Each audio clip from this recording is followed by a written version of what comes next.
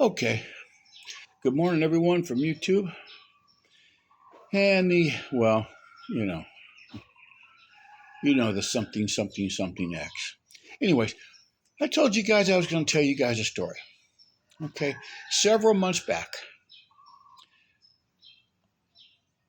before I thought X was, you know what it is. Okay, I got a DM request from what appeared to be a young lady with a picture. I said, okay, I accept. Okay, we started to chat. Yeah, like most people do, we just were chatting. She had a very, um, I guess, a heartwarming story.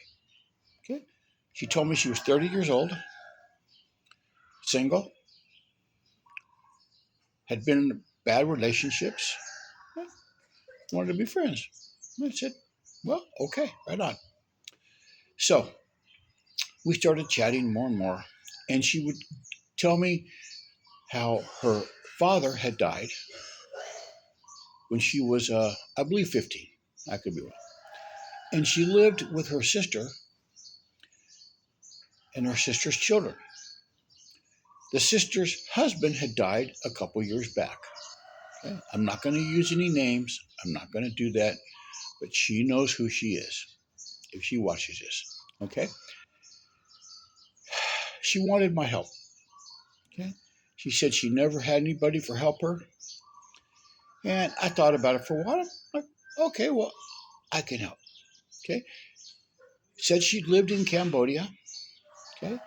In a province that's maybe an hour, a little over an hour drive from here. Okay.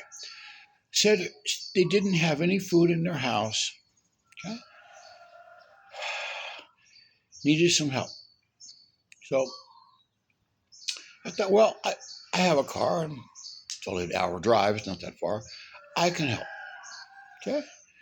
But I told her that there's so many scams on the internet. Okay.